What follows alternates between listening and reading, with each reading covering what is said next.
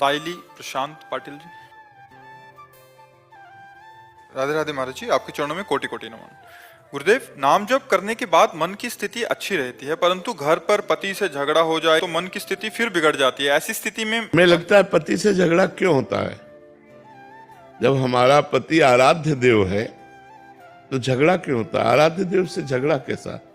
मेरे आराध्य देव जिसमें प्रसन्न रहे उसमें हमें मन लगाना चाहिए। देखो, सबसे पहली बात, धर्म में पत्नी को अर्धांगिनी माना गया है। जैसे हमारे इस अंग में पीड़ा हो तो मुझे हुई और इस अंग में पीड़ा हुई तो मुझे हुई।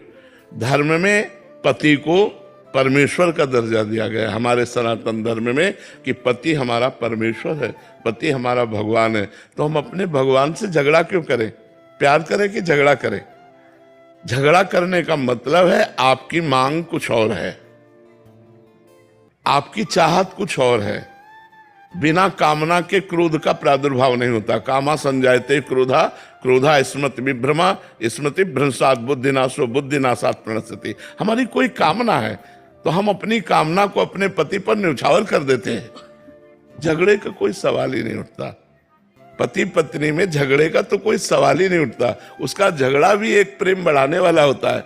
वो झगड़े जो आजकल बर्ताव चल रहा है, वही देखो, आप बच्चों के बीच में रहते हैं, आप फाइनल बता रहे हैं वही बात जो हम कहा कि आज हमारा समाज पतन की ओर जा रहा है। तो अब आजकल जो बच्चियां कई बच्चों से मिलती हैं वो अपने पति पर अनन्य कैसे हो सकती है? जो बच्चे कई बच्चियों से मिलते हैं वो अपनी पत्नी को अर्धांगिनी कैसे मान सकते हैं? वो पूरा जीवन एक साथ कैसे निर्वाह कर सकते हैं? तो आज हमारा गृहस्थ धर्म संकट में पड़ गया। जहां देखो पति पत्नी की हत्या करते पाए जाते, पत्नी पति की हत्या करते। ये सब क्या हो रहा है? एक ऐसा समाज हमारा जहां एक बार पानी ग्रहण करके स्वीकार कर लिया तो आजीवन निर्वाह किया। पहले लड़की देखी नहीं जाती थी, आज के 35-40 वर्ष पहले लड़की नहीं देखी जाती थी। गांव के बुजुर्ग जन जाके ब्याह तय कराते थे। लड़का लड़की तब देखते थे जब मंडप के नीचे होते थे, और वो दुल्हन तो तब जान पाएगा कि हमारी कैसी हो जब घर ले जाएगा। ऐसा था। और आज तो एक बहुत ही मलिन सिस्टम चल गया जिसको लिव इन रिलेशन कहते हैं। अब ये हमारे सनातन धर्म के तो बिल्कुल खिलाफ है। हमारा सनातन धर्म कहता है कि एक बार जिसे स्वीकार कर लिया आजीवन उसका निर्वाह किया। हाँ, अगर वो भ्रष्ट आचरण वाला है तो बात अलग है, या भ्रष्ट आचरण वाली तो बात अलग है, नहीं तो स्वीकार करके आजीवन निर्वाह किया जाता था। पूरा परिवार भरा आनंद में, पूरा घर की लक्ष्मी मानी जाती है। जो स्त्री है वो घर की लक्ष्मी मानी जाती। कितना बड़ा उसका आदर, कितना बड़ा सम्मान दिया जाता था। बहुत बड़ा फर्क पड़ गया है। पहले जैसे कोई पूछता कि तुम्हारे, मान लो सरकारी कागज, तुम्हारे पति का क्या नाम है, तो कई बार सोचती थी कि मैं कैसे इंगित करूं। ए बेटा बताओ अपने पापा का नाम। मतलब हिचक होती थी कि मैं अपने पति का नाम कैसे बोल दूं। इतना आदर होता था, इतना आदर होता था। जो हमारे सनातन धर्म की मर्यादा वो धीरे धीरे खोती चली जा रही है। कितना प्रेम, दिन भर मेहनत करके ऑफिस से या किसानी करके आया, घर आते ही खुशहाल हो जाता था। लिपा पुता स्वच्छ घर पवित्र, एक दो बच्चे खेल रहे और वो बड़े प्यार से उनको आदर से बैठाल के पानी पिला के सेवा कर। ये सब धर्म। आज तो हमें लगता है पति पत्नी में झगड़ा होने की संभावना ही नहीं है। जब पति हमारा स्वामी है तो झगड़ा, जब पत्नी हमारी अर्धांगिनी है तो झगड़ा होने का तो सवाल ही नहीं उठता। प्रतिदिन प्यार बढ़ना चाहिए। अच्छा, ऐसे झगड़े के समय मौन हो जाना चाहिए। अगर पति नाराज है तो थोड़ी देर के लिए मौन हो गए, हम उत्तर प्रत्युत्तर ना करें, नहीं उससे क्रोध बढ़ जाएगा। और भगवान का नाम जब करें तो हमारा भी हृदय शीतल होगा और पति का भी हृदय शीतल हो। जब आप नहीं बोलेंगे और वो देखेगा कि मैं इतना क्रोध किया, वो बोली नहीं, तो आपसे जरूर जरूर प्रभावित हो जाएगा। तो हमें लगता है हम दैवी मार्ग का आश्रय लें, भगवत मार्ग का आश्रय लें और अपने पति में भगवान की भावना करें कि मेरा भगवान इसी में विराजमान, सब में शिव रमा हुआ है। यदि अपने पति में शिव को देख लिया, पुत्र में देख लिया, परिवार में देख लिया, सास ससुर में देख लिया, तो मंदिर जाओ चाहे ना जाओ, घर ही मंदिर हो गया, बहुत बढ़िया पूजा हो रही तुम्हारी। जी, जी। Professor doctor Rampal Saini ji. राधे राधे महाराज जी। महाराज जी, आप कह रहे हैं कि आप एक हरियाणा में एक विश्वविद्यालय के कुलगुरु हैं महाराज जी। महाराज जी, आप कह रहे हैं कि आप वर्तमान युग के सर्वश्रेष्ठ संत महापुरुष हो, जिनकी सुंदर वाणी और लौकिक ज्ञान के प्रकाश से न केवल भारत बल्कि पूरे विश्व दीप्तिमान हो रहा है। मैं लगभग पिछले 30 वर्षों से कॉलेज में प्रोफेसर व प्रिंसिपल के रूप में कार्य करते हुए वर्तमान में महाराज जी इस पद पे हूँ। मैं महाराज जी देख रहा हूँ कि युवा नशाखोरी, संस्कार विहीनता, अनुशासनहीनता, राष्ट्रीय चरित्र का पतन होता जा रहा है महाराज जी, जो एक बहुत चिंता का विषय है। लेकिन महाराज जी, आपकी अलौकिक आध्यात्मिक पक्ष के साथ साथ युवाओं में नशाखोरी, चरित्र निर्माण एवं राष्ट्र सेवा के प्रति बहुत जागृति का कार्य कर रहे हैं महाराज जी। आप जब भी हम अपने मोबाइल फोन खोलते हैं तो एक आधी रील आपकी किसी न किसी प्रश्न उत्तर में आई जाती है महाराज जी, इससे बहुत खुशी होती है महाराज जी। ये आपको धन्यवाद देना चाहते हैं। और धन्यवाद क्या, भगवान एक निमित्त बनाते हैं, करते भगवान हैं। वही वाणी में बैठकर बुलवाते हैं और वही आप लोगों के अंदर बैठ कर के सुधार करवाते हैं। सारा खेल भगवान का है, वो निमित्त केवल बना रहे हैं। निमित्त भगवान किसी को भी बना सकते हैं, उनके सब ऑफिस है ना हृदय, किसी भी हृदय में बैठ कर के वो कह रहे हैं। बस हमें सुख यही मिलता है जब आप लोग ये बताते हैं कि समाज का परिवर्तन हो रहा है, क्योंकि हम तो इतने पे ही हैं, कहीं जाते नहीं, किसी से और मिलते नहीं, बस इतना ही समय देते हैं जो घंटा, 1.5 घंटा, 2 घंटा, बस इसके बाद 24 घंटे एकांत रहते हैं। न केवल राष्ट्र बल्कि पूरे विश्व के युवाओं की बहुत ही पथभ्रष्टता है, चिंता है, चरित्रहीनता है। उसमें आप आध्यात्मिकता के साथ साथ सांसारिक मार्ग को भी महाराज जी जीवन को मंगलमय करने के लिए और राष्ट्र की सेवा के लिए बहुत तत्पर कर रहे हैं। महाराज, हमें बड़ी खुशी है, गर्व है आप पर कि हम आपके समक्ष आज यहाँ इस युग में बैठे हुए हैं महाराज। आप स्वस्थ रहें, ऐसे ही सारे संसार का को दीप्तिमान करते रहें, क्योंकि पिछले 40-50 साल में बहुत ज्यादा संस्कारों का ह्रास हुआ है। हाँ, बहुत बहुत हुआ, बिल्कुल बिल्कुल। हमें ये लगता है कि अलौकिक तो वाणी संत बहुत मिल जाएंगे कोई आध्यात्मिक बात करते हुए, लेकिन राष्ट्र की और समाज की चिंता साथ साथ में यहाँ का जीवन भी मंगलमय। महाराज, आप बहुत धन्य है महाराज, हम बड़ा गर्व महसूस करते हैं महाराज, हमें बड़ी। आप सबका प्रेम और महापुरुषों का आशीर्वाद ही काम कर रहा है, नहीं तो सरल, बिल्कुल देहाती भाषा में, सरल भाषा में शास्त्र के रहस्य को ऐसी भाषा भगवान बोलो आकर जगत मंगल करवा रहे, उन्हीं का कृपा प्रसाद है। शिवेश मिश्रा जी। राधे राधे महाराज जी। महाराज जी, नाम जप और आपके बल से वर्तमान में कोई भी अपराध करने से बच रहा हूँ, लेकिन कभी कभी स्वप्न में या जागृत अवस्था में भी पूर्व में किए हुए अपराध या पाप याद आते हैं तो बहुत जलन होती है, मन बहुत ज्यादा निराश हो जाता है।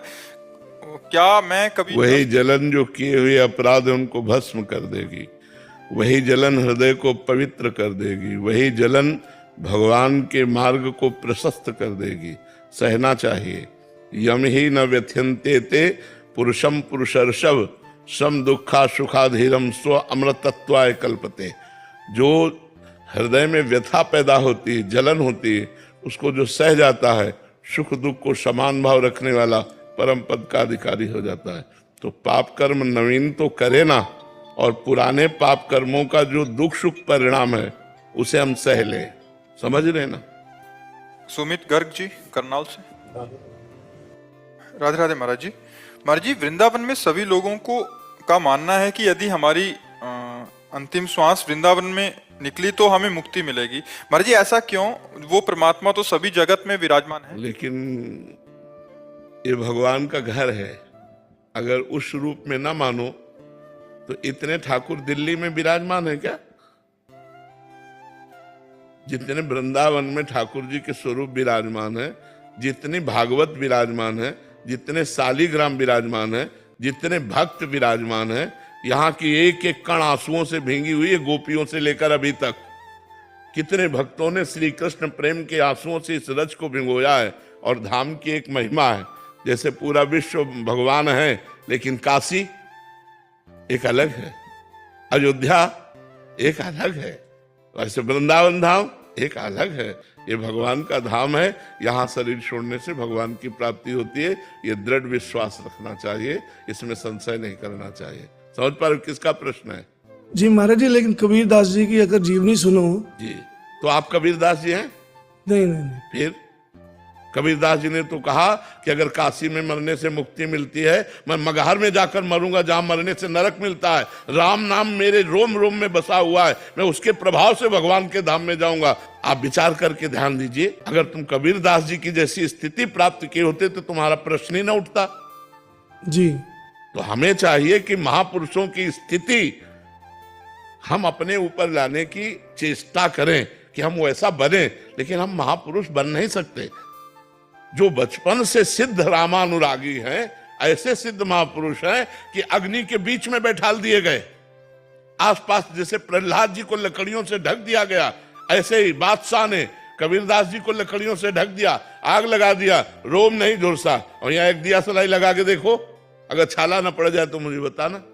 चिघारता हुआ हाथी उनके ऊपर पैर रखने के लिए बबर शेर प्रकट हो गया कबीरदास जी की जगह। आप विचार करके देखो, उनके जैसा महापुरुष कभी युगों में पैदा होता है।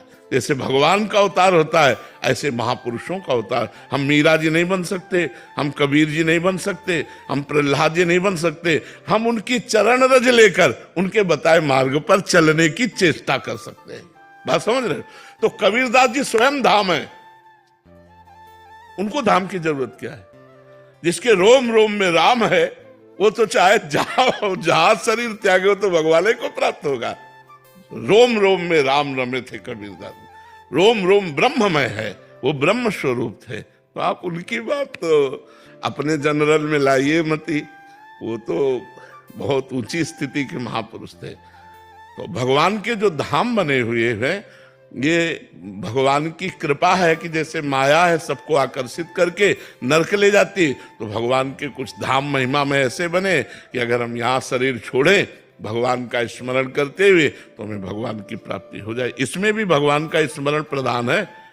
अगर आपने भगवान का स्मरण नहीं किया और किसी अन्य जीव का किया तो यहीं बनोगे, लेकिन कुत्ता बंदर सुअर यहीं के बनोगे, तुम्हें मोक्ष थोड़ी प्राप्त होगा। मोक्ष प्राप्त होगा भगवान के स्मरण करते हुए शरीर त्यागने से। अंत समय में जो हमारी स्मृति होती है वही हमारा काम करती है। तो अगर वो स्मृति आप एक ऊसर भूमि में, स्मशान में, आप कहीं भी शरीर छोड़े तो आपका कल्याण हो जाएगा, आपका मंगल हो जाएगा।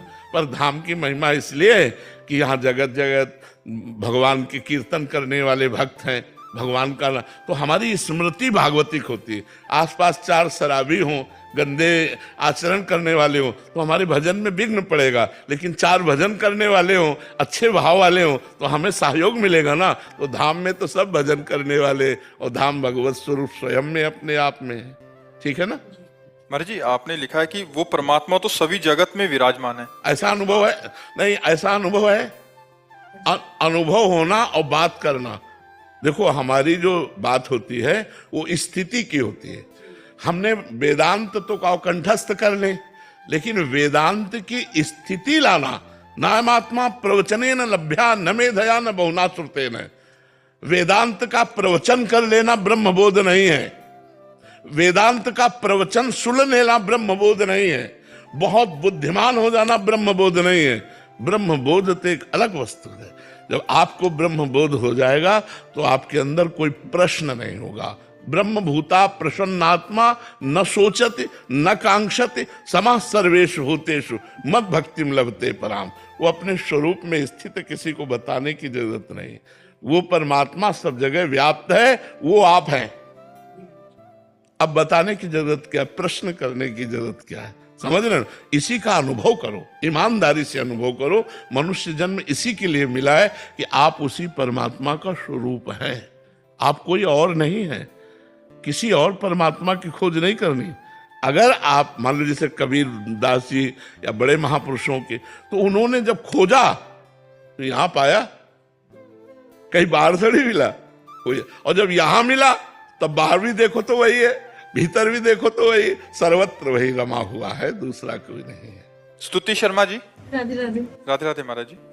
महाराज जी, आप कह रहे हैं कि आप आईटी में जॉब करते हैं महाराज जी, बाहर कंपनी आदि इसमें, तो अलग अलग जगहों में ट्रांसफर होता है, इस वजह से घर अलग अलग होते हैं, वहां पहले से ही लहसुन प्याज बना हो या मांस मदिरा, या तो ऐसे में महाराज जी उसका हम पवित्रता का ऐसे धारण करें ताकि जे ही हम भजन करेंगे तो हमारे परमाणु हमारा प्रभाव दिखाएंगे, उनके गलत परमाणु में। गलती को नष्ट करने के लिए भगवान नाम कीर्तन गरज रहा है।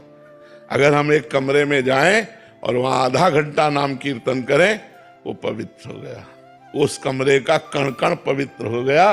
जहां हम भगवत कथा करते हैं, भगवान नाम कीर्तन करते हैं, भगवत चर्चा करते हैं, उसका प्रभाव होता है। काकभूषुंडी जी जितने क्षेत्र में भगवत चर्चा करते थे, माया का प्रवेश नहीं था। वो भगवत रामचरितमानस का गायन करते थे, माया का प्रवेश नहीं था। आप देखो यहां कैसा लग रहा है, बाहर से कुछ अलग लग रहा है कि नहीं लग रहा है? एक अच्छा सा एक अलग वातावरण। क्यों? क्योंकि यहाँ केवल भगवत चर्चा होती है, यहाँ भगवान नाम होता है। तो हमें पहले से वो कमरा कैसा रहा हमें मतलब नहीं, लेकिन अगर हम वहां जाकर नाम कीर्तन करें, भजन करें, तो हमारा प्रभाव उस कमरे को क्या, आसपास के वातावरण को भी पवित्र कर देगा। भगवान के नाम में बड़ी सामर्थ्य है।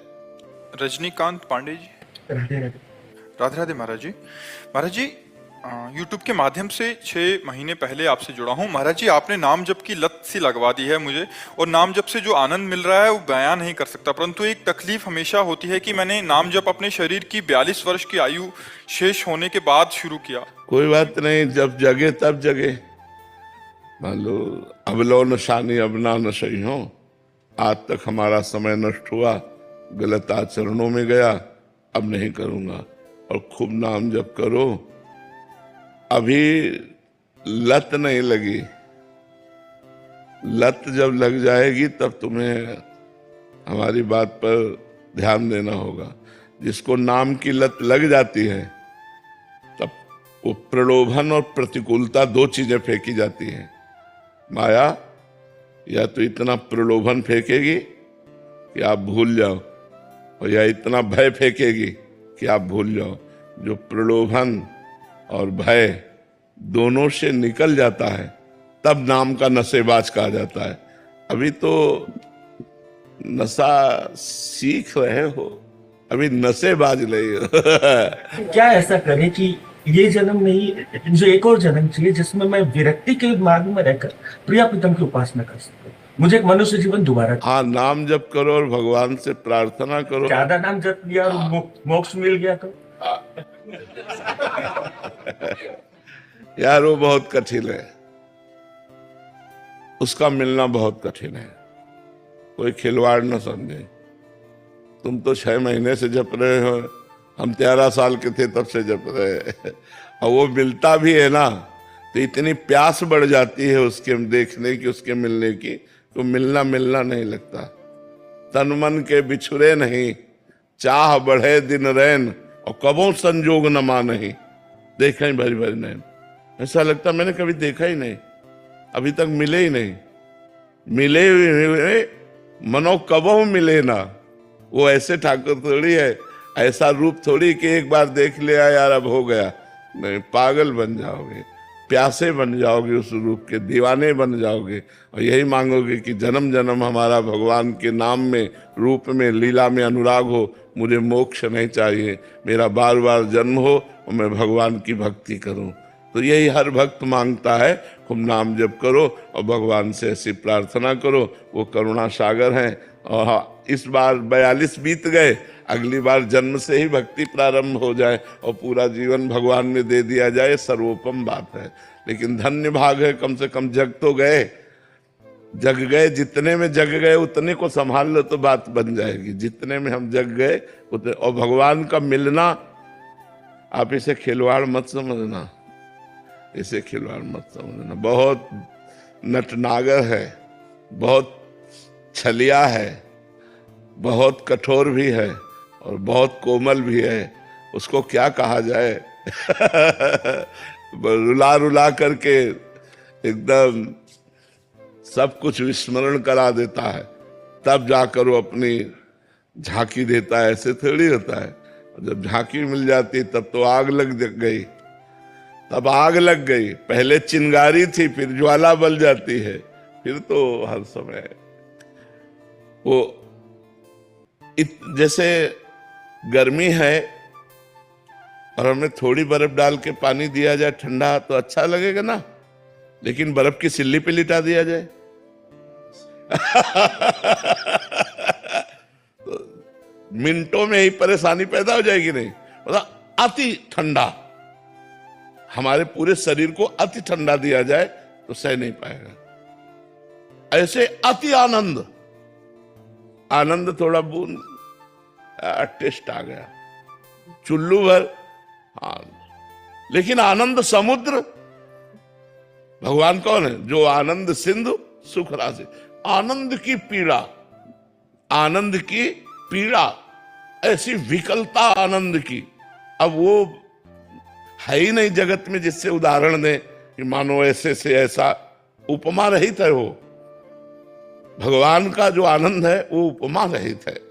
बस हम यही कहते हैं, नाम जप करो, अधिक से अधिक नाम जप करो, पवित्र भोजन पाओ, अच्छे आचरण करो, परोपकार करो, जीवन धन्य हो जाएगा। बहुत कम समय मिला है मनुष्य समय में, 70-80 वर्ष। पहले लोग 10-10 हजार वर्ष तक तो तपस्या करते थे। अब अपनी आयु कितनी रह गई? 80 वर्ष। 80 में 10-12 वर्ष तो ऐसे मतलब अज्ञान में चले गए, बच्चापन के। 6-6 घंटा रोज सोने के समझ लो, तो वो तो नींद में चले गए। इसके बाद भोग विलास में चले गए। जो जागृत थोड़ा बचा वो फालतू के चिंतन में चला गया। भगवत चिंतन का टाइम कहाँ मिलता है? बड़े भाग्यशाली हैं जिनको प्रतिक्षण भगवान का परम पावन नाम जपने का अवसर भगवान ने दे दिया। नहीं, माया दो चीजें, प्रलोभन और भय, ऐसे फेंकती है, उसी में जीव फंस जाता है, भगवान को भूल गया, पूरा जीवन फिर बर्बाद हो गया।